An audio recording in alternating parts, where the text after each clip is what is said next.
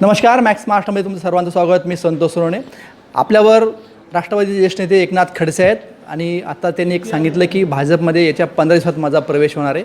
गेल्या अनेक दिवसापासून एकनाथ खडसे भाजप प्रवेश करणार अशा ज्या बातम्या होत्या, नेमक्या एकनाथ खडसे आपल्यावर आहेत. एकनाथ खडसे नेमकं काय म्हणताय आपण?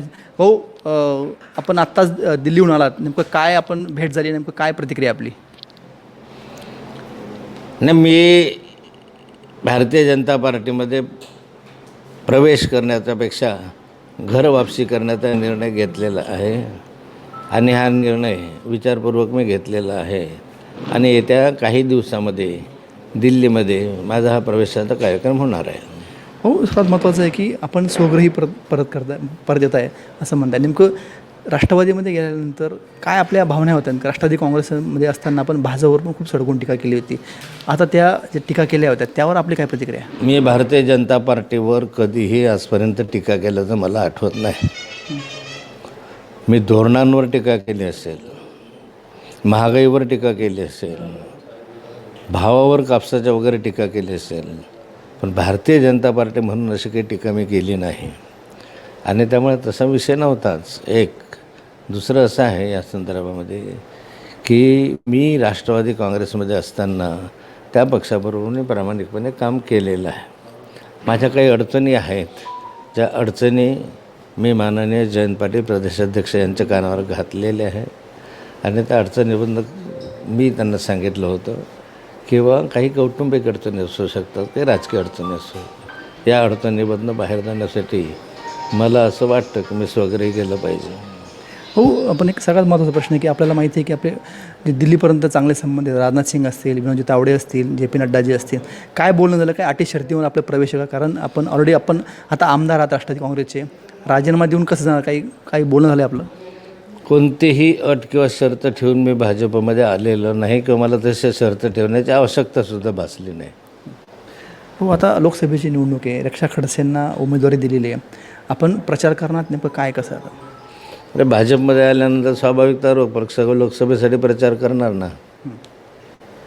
किती मतांनी निवडून आला? म्हणजे गेल्या वेळेससुद्धा चांगला खूप फरक होता मतांनी.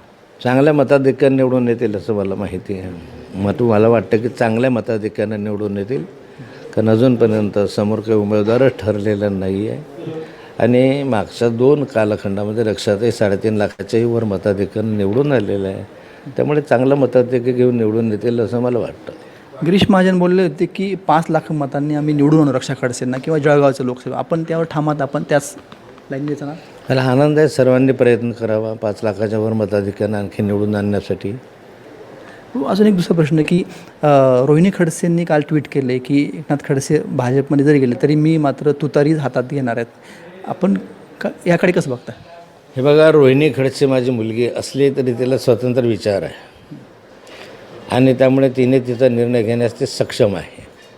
तसा तिने तो निर्णय घेतला तर मला त्याचा विरोध असण्याचं काही कारण नाही.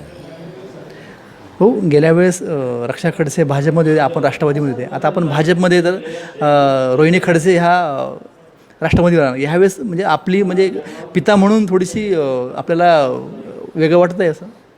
काही वेगळं वाटत नाही. प्रत्येकाला विचाराचं स्वातंत्र्य आहे आणि त्यामुळे आपापले विचार स्वतंत्रपणे मांडण्याची भूमिका ज्याने ते घेतली तर एकमेकांचा काही विरोध असण्याचं कारण नाही आहे. हो, काल जयंत पाटील असे बोलले की एकनाथ खडसे भाजपमध्ये जात आहे, कुठल्या तर दबावात जात आहे असं, किंवा काही दबावात जात आहे म्हणून असं ते बोलले. मला नाही वाटत ते बोलले असं. मी तर काय ऐकलं नाही किंवा असं म्हणणारही नाही. ते सध्या आपल्यावर जी चौकशी चालू आहे ईडी वगैरे, त्याच्यावर त्या भीतीने जात आहे असं काही आरोप होत आहे काही त्या संदर्भात? ईडी वगैरेचे विषय माझे जवळपास आता 1 वर्षापूर्वी संपलेले आहे. 1 वर्षापूर्वीच मला कायमस्वरूपी माझ्या पूर्ण कुटुंबाला जामीन मिळालेला आहे. त्यामुळे या संदर्भातला जो खटला सुरू होईल, त्याचा निर्णय होईल, त्यांना निर्णयानंतर काय होईल ते आज कसं सांगता येईल, त्यावेळेस बघू. आज तरी असं कुठलाही ईडीचा विषय तारखेच्या व्यतिरिक्त नाही आहे. आपल्यावर हे ते एकनाथ खडसे, त्यांनी प्रश्नांची उत्तरं दिली आणि येत्या काही काळात 15 दिवसांनी आपला प्रवेश झाल्यानंतर आपली भूमिका स्पष्ट करणार आहे असं त्यांनी म्हटलं.